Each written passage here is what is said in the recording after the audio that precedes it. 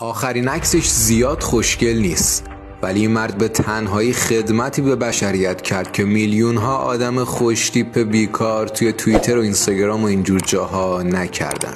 ایشون نیکولا تسلا بزرگترین مخترع نابغه تمام دوران هاست، طوری که اگر ما به هر شغلی مشغول باشیم بازم به نوعی داریم از زحمات ایشون استفاده میکنیم. با تلاش اون بود که بیشتر از 500 اکتشاف پر اهمیت علم بشریت رو چند گام به جلو برد.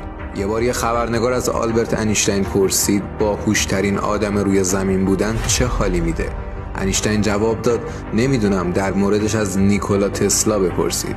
دنیای ما از صدقه سر چهره های زیبا نیست، بلکه با زحمات و نبوغ آدم های خوب و دانا ساخته شده.